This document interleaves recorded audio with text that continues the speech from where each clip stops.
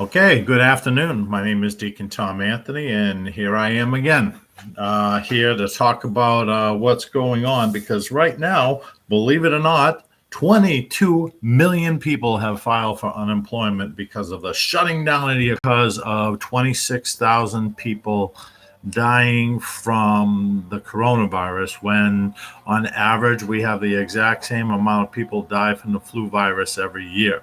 So we have a virus that has plagued our nation, plagued the world, that has less of an impact than the common flu, yet we're hyper reacting to it, destroying me and shutting it down, ruining lives, ruining businesses, violating the First Amendment, violating the Second Amendment, destroying our constitutional rights. And what it comes down to is, in reality, what this all comes back to, in reality, right now, is just another method to attack the President of the United States, Donald Trump, by the Democrat Party. Because this hyper reaction to this whole thing is non existent from the swine flu, non existent from the bird flu, non existent even to Ebola virus. This has never happened. The last time something, well, I shouldn't say never happened. The last time something like this happened actually came down during the early 1900s with the Spanish flu, when they really had to do this for real reasons. And now, is the coronavirus having impacted the Spanish flu? Absolutely not. It's just totally illogical how this country and how the entire world has approached this situation. As I look more and more into it and deeper into it, and then when these facts are presented, those who actually endorse this shutdown and endorse this systematic destruction of the economy and destruction of lives, they are hypersensitive to being criticized, insisting that their way is right, and then and coming up with comments and quotes as, well, I want to believe the doctors, I want to believe the experts. Well, if we want to believe the experts, then let's go to the CDC, the Center for Disease Control. Everything that we're doing right now in this country, we're shutting down the country, is not by CDC recommendations. In fact, it's against CDC recommendations. So there you have it. Boom. End of story. We're not following CDC guidelines in what we're doing. Okay. And it's just not working out. And I encourage everyone to go to the CDC website and read exactly. They have recommendations to every state on how to approach the coronavirus, which everyone ignored and locked it down, destroyed the economy. And now we're printing money. Oh, that's going to solve all problems. And then you look at the political parties. What are they doing? They're playing politics with it. All right. Our economy is on the brink of total and utter collapse. This nation is at a crossroads of where to go forward into the future. Are we going to be the most powerful economic machine in the world, or are we going to face total destruction? Unfortunately, there are those in the Democrat Party who would rather have this economy be absolutely destroyed, have the American dollar be devalued for one reason alone: to win the election coming up. That's it. This is what it's all about. So we're going to criticize the president for everything he does, everything he doesn't do, to propagate lies and propaganda, and to do whatever can possible to win the election. That is very, very scary. And it goes right back to Plato and Plato's Republic. Great read. Read it. In Plato's Republic, he speaks that those individuals who want to be politicians, who want to rule the country or rule a society, are the ones who are to be feared the most. So those who want to win, those who want to be in positions of power, are the ones who should be avoided at all costs. As we were saying in an observation, and more kind of rings true, doesn't it? You have a point that you have a political party, and you have politicians within that political party who will sacrifice everything, and even sacrifice integrity, the truth, God, and to unite themselves with Satan. And whoa, wait a second. Why are you bringing religion into it? Because you know what? We are a Judeo-Christian society. period. We're built on the foundation of Jewish and Christian beliefs. The foundation of this entire country. So you can't take God out of the country. If you try to take God out of the country, then you're doing the work of Satan.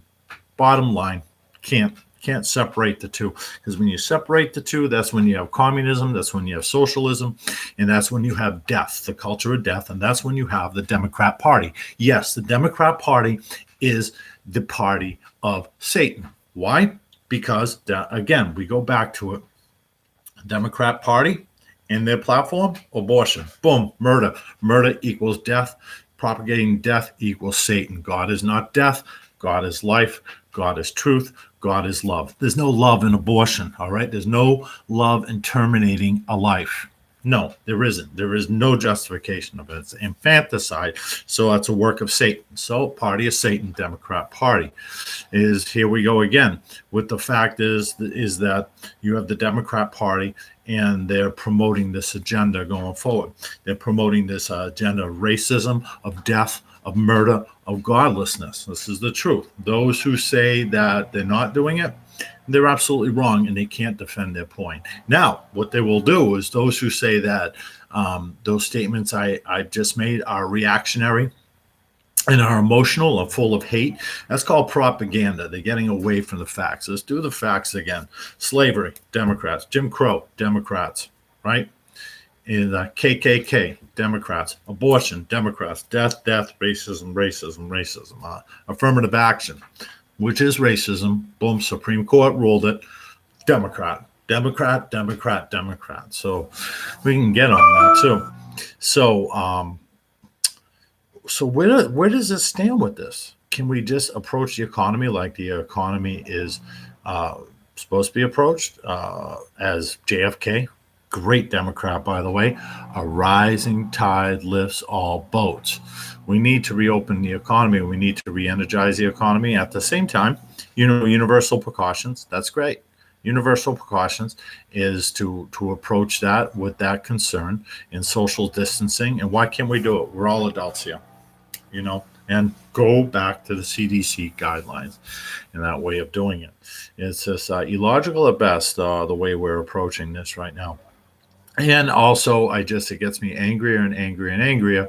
Hold Joe Biden to the same standards Judge Kavanaugh. If you're going to drag Judge Kavanaugh through the grills across the coals, then just do the same thing with Joe Biden. That's all I ask. Okay.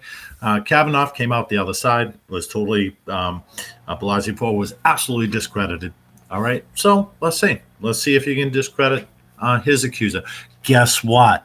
Back in 1993, when this alleged incident happened, she filed a complaint with the Senate. Oh, wow. So there was a complaint back then. She's not coming out of nowhere. Can we just open it up? Nobody wants to do it. So now the Democrat Party also become the party of rape and sexual misconduct. But it already had, because we go back to Bill Clinton, rapist also, and also to have sexual harasser.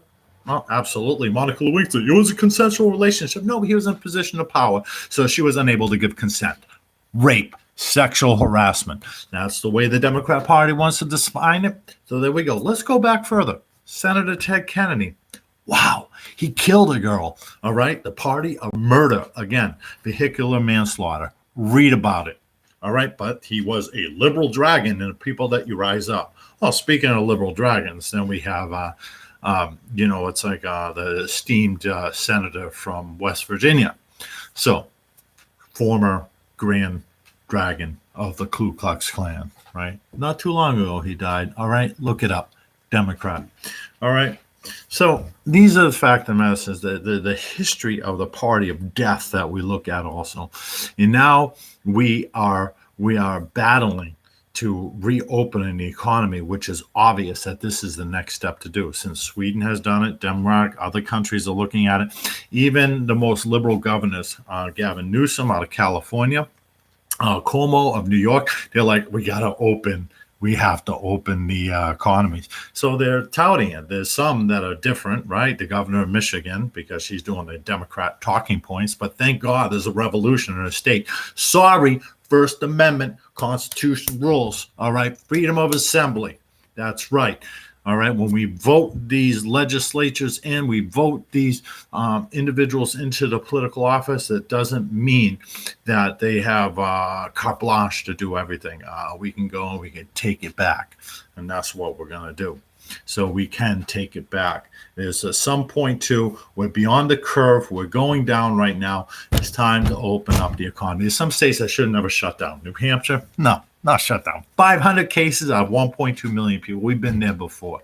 South Dakota, North Dakota, Texas, all these, Arizona, all these other states. Talking about political pressure. We need to shut it down and destroy the economy. Common sense. Common sense dictates the day. Somebody give me some facts to refute it, but no one can't. They just run away. Facts matter, right? Facts matter all the time, all right? So with that facts matter. It's time to open the economy again. Stop this charade, all right? Just like the charade of the malaria drug. It doesn't work. It doesn't work. It doesn't work. Andrew Cuomo, it doesn't work. You do this. He gets the coronavirus. He takes it. All right. Hypocrite. Plus, he violated his own brother's stay-in-place rule by moving to his house in Southampton. All right. While he has the coronavirus. But he's a liberal, so he's allowed to do that. Right. It's like, come on, guys. All right. Grow up and wake up to fact and matter too. Grow up, wake up, unplug yourself. I ask you individuals out there who support murder, who support rape, please stop it. Please stop supporting racism, affirmative racism, racial hatred, racial divide, murder and rape. Please don't do it anymore. And go and find the truth and we need to keep God in our lives and to overcome this. Thank you.